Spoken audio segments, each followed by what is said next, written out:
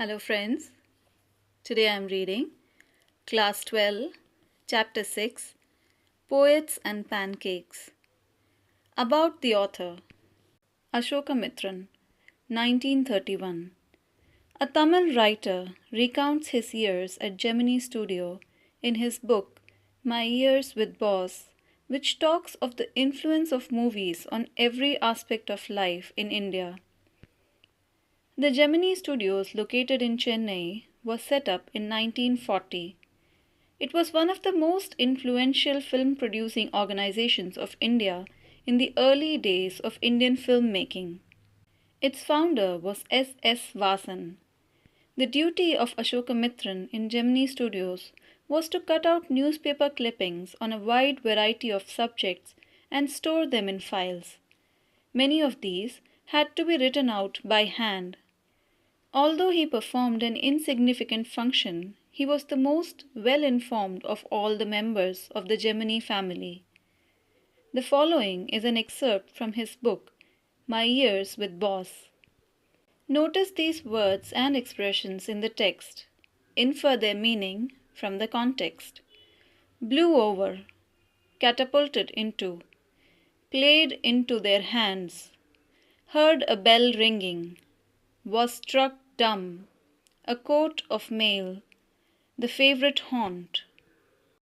Pancake was the brand name of the makeup material that Gemini Studios bought in truckloads. Greta Garbo must have used it. Miss Gohar must have used it. Vaijayanti Mala must have used it. But Rati Agnihotri may not have even heard of it. The makeup department of the Gemini Studios was in the upstairs of a building that was believed to have been Robert Clive's stables. A dozen other buildings in the city are said to have been his residence. For his brief life and an even briefer stay in Madras, Robert Clive seems to have done a lot of moving besides fighting some impossible battles in remote corners of India and marrying a maiden at St. Mary's Church in Fort St. George in Madras. The makeup room had the look of a hair-cutting salon with lights at all angles around half a dozen large mirrors. They were all incandescent lights, so you can imagine the fiery misery of those subjected to makeup. The makeup department was first headed by a Bengali who became too big for a studio and left. He was succeeded by a Maharashtrian who was assisted by a Dharwad Kannadiga, an Andhra, a Madras Indian Christian, an Anglo-Burmese, and the usual local Tamils. All this shows that there was a great deal of national integration long before AIR and Doordarshan began broadcasting programs on national integration. This gang of nationally integrated makeup men could turn any decent-looking person into a hideous crimson-hued monster with the help of truckloads of pancake and a number of other locally made potions and lotions. Those were the days of mainly indoor shooting, and only 5% of the film was shot outdoors. I suppose the sets and studio lights needed the girls and boys to be made to look ugly in order to look presentable in the movie. A strict hierarchy was maintained in the makeup department. The chief makeup man made the chief actors and actresses ugly, his senior assistant the second hero and heroine, the junior assistant the main comedian, and so forth. The players who played the crowd were the responsibility of the office boy. Even the makeup department of the Gemini Studio had an office boy. On the days when there was a crowd shooting, you could see him mixing his paint in a giant vessel and slapping it on the crowd players. The idea was to close every pore on the surface of the face in the process of applying makeup. He wasn't exactly a boy. He was in his early 40s, having entered the studios years ago in the hope of becoming a star actor or a top screenwriter, director, or lyrics writer. He was a bit of a poet. In those days, I worked in a cubicle, two whole sides of which were French windows. I didn't know at that time they were called French windows. Seeing me sitting at my desk tearing up newspaper day in and day out, most people thought I was doing next to nothing. It is likely that the boss thought likewise too. So anyone who felt I should be given some occupation would barge into my cubicle and deliver an extended lecture. The boy in the makeup department had decided I should be enlightened on how great literary talent was being allowed to go waste in a department fit only for barbers and perverts. Soon I was praying for crowd shooting all the time. Nothing short of it could save me from his epics. In all instances of frustration, you will always find the anger directed towards a single person, openly or covertly, and this man of the makeup department was convinced that all his woes, ignominy, and neglect were due to Kottamangalam Subbu. Subbu was the number 2 at Gemini Studios. He couldn't have had a more encouraging opening in films than our grown-up makeup boy had. On the contrary, he must have had to face more uncertain and difficult times, for when he began his career, there were no firmly established film-producing companies or studios. Even in the matter of education, especially formal education, Subbu couldn't have had an appreciable lead over our boy. But by virtue of being born a Brahmin, a virtue indeed, he must have had exposure to more affluent situations and people. He had the ability to look cheerful at all times, even after having had a hand in a flop film.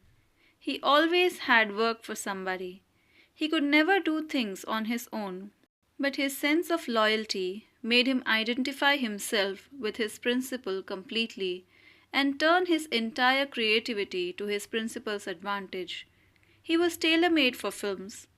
Here was a man who could be inspired when commanded.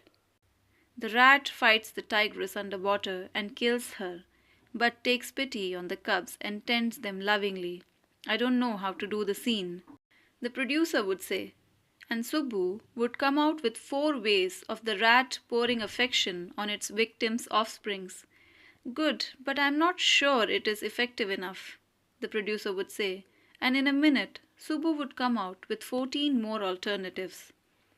Filmmaking must have been and was so easy with a man like Subbu around, and if ever there was a man who gave direction and definition to Gemini Studios during its golden years, it was Subbu. Subbu had a separate identity as a poet, and though he was certainly capable of more complex and higher forms, he deliberately chose to address his poetry to the masses. His success in films overshadowed and dwarfed his literary achievements, or so his critics felt. He composed several truly original story poems in folk refrain and diction, and also wrote a sprawling novel, Tillana Moganambal, with dozens of very deftly edged characters. He quite successfully recreated the mood and manner of the Devdasis of the early 20th century. He was an amazing actor. He never aspired to the lead roles, but whatever subsidiary role he played in any of the films, he performed better than the supposed main players. He had a genuine love for anyone he came across, and his house was a permanent residence for dozens of near and far relations and acquaintances. It seemed against Subbu's nature to be even conscious that he was feeding and supporting so many of them. Such a charitable and improvident man, and yet he had enemies. Was it because he seemed so close and intimate with the boss? Or was it his general demeanor that resembled a sycophant's? Or his readiness to say nice things about everything? In any case, there was this man in the makeup department who would wish the direst things for Subbu. You saw Subbu always with the boss, but in the attendance roles, he was grouped under a department called the story department, comprising a lawyer and an assembly of writers and poets. The lawyer was also officially known as the legal advisor, but everybody referred to him as the opposite. An extremely talented actress, who was also extremely temperamental, once blew over on the sets. While everyone stood stunned, the lawyer quietly switched on the recording equipment. When the actress paused for breath, the lawyer said to her, "1 minute, please," and played back the recording.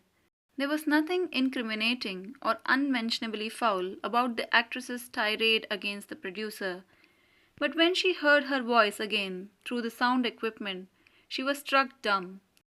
A girl from the countryside. She hadn't gone through all the stages of worldly experience that generally precede a position of importance and sophistication that she had found herself catapulted into. She never quite recovered from the terror she felt that day. That was the end of a brief and brilliant acting career. The legal adviser, who was also a member of the story department, had unwittingly brought about that sad end. While every other member of the department wore a kind of uniform, khadi dhoti, with a slightly oversized and clumsily tailored white khadi shirt, the legal adviser wore pants and a tie and sometimes a coat that looked like a coat of mail. Often he looked alone and helpless, a man of cold logic in a crowd of dreamers, a neutral man in an assembly of Gandhiites and Khadiites. Like many of those who were close to the boss, he was allowed to produce a film. And though a lot of raw stock and pancake were used on it, not much came of the film. Then one day, the boss closed down the story department, and this was perhaps the only instance in all human history where a lawyer lost his job because the poets were asked to go home. Gemini Studios was the favorite haunt of poets like S.D.S. Yogiyar, Sangu Subramaniam, Krishna Sastri, and Haridranath Chattopadhyay. It had an excellent mess which supplied good coffee at all times of the day and for most part of the night. Those were the days when Congress rule meant prohibition and meeting over a cup of coffee was rather satisfying entertainment. Barring the office boys and a couple of clerks, everybody else at the studios radiated leisure, a prerequisite for poetry. Most of them wore khadi and worshipped Gandhiji, but beyond that they had not the faintest appreciation for political thought of any kind. Naturally, they were all averse to the term communism. A communist was a godless man. He had no filial or conjugal love. He had no compunction about killing his own parents or his children. He was always out to cause and spread unrest and violence among innocent and ignorant people. Such notions, which prevailed everywhere else in South India at the time also, naturally, floated about vaguely among the khadi-clad poets of Gemini Studios. Evidence of it was soon forthcoming. When Frank Buchmann's Moral Rearmament Army, some 200 strong, visited Madras sometime in 1952, they could not have found a warmer host in India than the Gemini Studios. Someone called the group an international circus. They weren't very good on the trapeze, and their acquaintance with animals was only at the dinner table, but they presented 2 plays in a most professional manner. Their Jotham Valley and The Forgotten Factor ran several shows in Madras, and along with the other citizens of the city, the Gemini family of 600 saw the plays over and over again. The message of the plays were usually plain and simple homilies, but the sets and the costumes were first-rate. Madras and the Tamil drama community were terribly impressed, and for some years almost all Tamil plays had a scene of sunrise and sunset in the manner of Jotham Valley, with a bare stage, a white background curtain, and a tune played on the flute. It was some years later that I learned that the MRA was a kind of counter-movement in international communism, and the big bosses of Madras, like Mr. Vasan, simply played into their hands. I am not sure, however, that this was indeed the case, for the unchangeable aspects of these big bosses and their enterprises remained the same, MRA or no MRA, international communism or no international communism. The staff of Gemini Studios had a nice time hosting 200 people of all hues and sizes of at least 20 nationalities. It was such a change from the usual collection of crowd players waiting to be slapped with thick layers of makeup by the office boy in the makeup department. A few months later, the telephone lines of the big bosses of Madras buzzed, and once again we at Gemini Studios cleared a whole shooting stage to welcome another visitor. All they said that he was a poet from England. The only poets from England the simple Gemini staff knew or heard of were Wordsworth and Tennyson. The more literate ones knew Keats, Shelley, and Byron, and one or two might have faintly come to know of someone by the name Eliot. Who was the poet visiting the Gemini Studios now? He is not a poet, he is an editor. That's why the big boss is giving him a big reception. Vasan was also the editor of the popular Tamil weekly Ananda Vigadan. He wasn't the editor of any of the known names of British publications in Madras, that is, those known at the Gemini Studios. Since the top men of the Hindu were taking the initiative, the surmise was that the poet was the editor of a daily, but not from the Manchester Guardian or the London Times. That was all that even the most well-informed among us knew. At last, around 4 in the afternoon, the poet, or the editor, arrived. He was a tall man, very English, very serious, and of course, very unknown to all of us. Battling with half a dozen pedestal fans on the shooting stage, the boss read out a long speech. It was obvious that he too knew precious little about the poet or the editor. The speech was all in the most general terms, but here and there it was peppered with words like freedom and democracy. Then the poet spoke. He couldn't have addressed a more dazed and silent audience. No one knew what he was talking about, and his accent defeated any attempt to understand what he was saying. The whole thing lasted about an hour. Then the poet left, and we all dispersed in utter bafflement. What are we doing? What is an English poet doing in a film studio which makes Tamil films for the simplest sort of people whose lives least afforded them the possibility of cultivating a taste for English poetry? The poet looked pretty baffled too, for he too must have felt the sheer incongruity of his talk about the thrills and travails of an English poet. His visit remained an unexplained mystery. The great prose writers of the world may not admit it, but my conviction grows stronger day after day that prose writing is not and cannot be the true pursuit of a genius. It is for the patient, persistent, persevering drudge, with a heart so shrunken that nothing can break it. Rejection slips don't mean a thing to him. He at once sets about making a fresh copy of the long prose piece and sends it on to another editor, enclosing postage for the return of the manuscript. It was for such people that the Hindu had published a tiny announcement in an insignificant corner of an unimportant page, a short story contest, organized by the British periodical by the name The Encounter. Of course, The Encounter wasn't a known commodity among the Gemini literati. I wanted to get an idea of the periodical before I spent a considerable sum in postage sending a manuscript to England. In those days, the British Council Library had an entrance with no long-winded signboards and notices to make you feel you were sneaking into a forbidden area, and there were copies of The Encounter lying about in various degrees of freshness, almost untouched by readers. When I read the editor's name, I heard a bell ringing in my shrunken heart. It was the poet who had visited the Gemini Studios. I felt like I had found a long-lost brother, and I sang as I sealed the envelope and wrote out his address. I felt that he too would be singing the same song at the same time. Long-lost brothers of the Indian films discover each other by singing the same song in the first reel and in the final reel of the film. Stephen Spender. Stephen, that was his name. And years later, when I was out of Gemini Studios, and I had much time but not much money.